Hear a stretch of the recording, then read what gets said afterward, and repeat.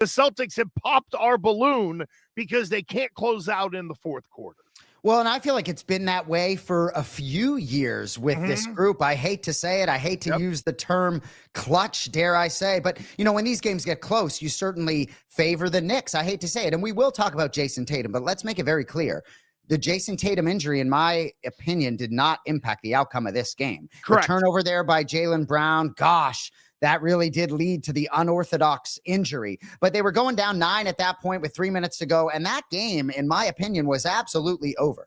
Now, what I will say, if we're talking about the series moving forward and Jason Tatum was still a part of it, gosh, I think the Celtics, ironically, still live, down 3-1. They were down 3-0 to the Heat in 2023, came back to tie that series. Tatum did get injured in Game 7 there, too. But in an odd way, I still think the pressure may have been on the Knicks up 3-1 if Tatum was still in the series. But in this game, should I pull up the box score? 64 points in the paint to 32. It's like if the Celtics shoot well, yeah, they can look like world beaters. But gosh, man, the Knicks, everything in the fourth quarter was a layup. You got 4 guys with 20-plus points. Brunson, Cat, Mikal Bridges, OG Anunoby. You got Josh Hart, McBride. This roster is looking better, is getting better. Dare I say, looks slightly deeper. I mean, the Celtics are a little bit banged up. I could go on and on. Are the Knicks going to win the Eastern Conference? Are the New York Knicks really going to win this thing? What a difference a week makes. Last year, I made a statement on the show. Gosh, I'd like to have it back, that I could see any one of the teams coming out of the East except the New York Knicks. Well, I believe the Knicks are a far better team than they were a week ago. They talk about mixed martial artists getting 20 or 30% better when they win the championship. Whatever boot camp the Knicks have gone through in this postseason, I think the Knicks are a far better team mid-May than they were mid-April. Wow.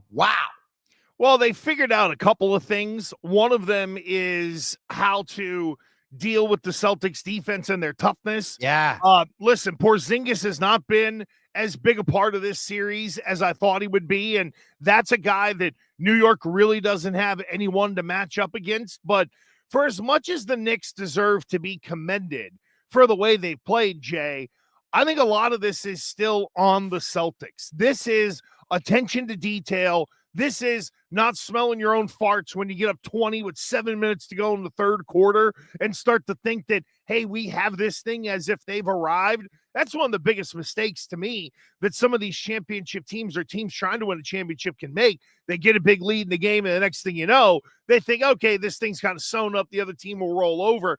That's not the New York Knicks, and that's not Jalen Brunson. And I still don't look at Jalen Brunson as an all-NBA guy. But my goodness, he's shoving it in my face in a lot of ways because the guy was fantastic in Game 4.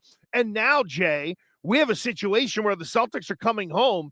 And if you match up the starting lineups, the Celtics are still competitive. They should still be able to eke out a win. The problem is momentum is with New York, and they've now done it 3 times where they've come back on the Celtics. Why would they be afraid of them walking into our garden up here in Boston?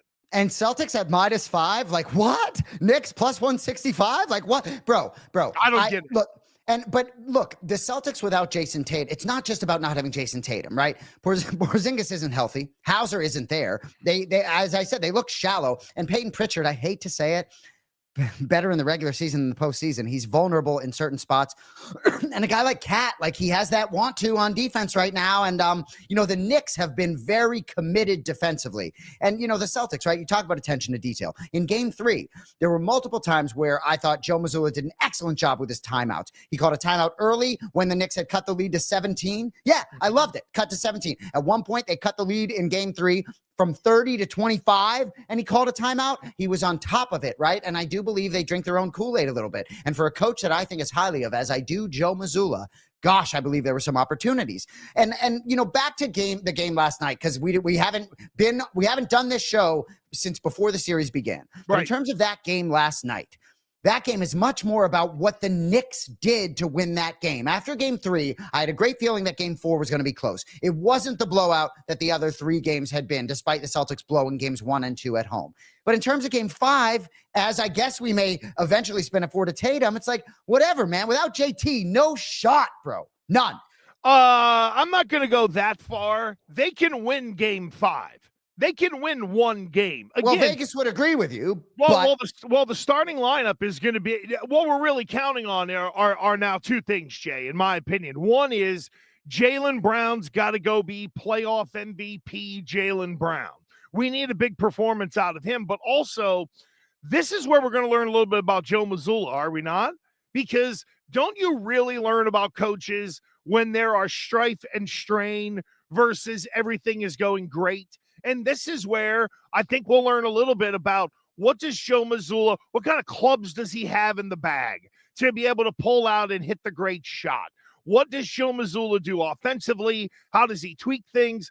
The out-of-bounds plays, hey, look, the one thing you can fairly criticize Mazzulla for, those inbounds plays or plays coming in from out of bounds, the Knicks players are jumping it. Now, I know they hit a couple of those early, but they figure it out pretty quickly, and I just wonder, is Joe Mazzulla the guy we're really going to learn about here? Because for the first time as the head coach of the Boston Celtics, he's now really backed up against the wall. And we know Joe Mazzulla, the person, is a fighter. But what does he have as a coach to be able to just get one win, try to stem the momentum a little bit, and just get one and get it back to New York and see if you can scare them a little bit?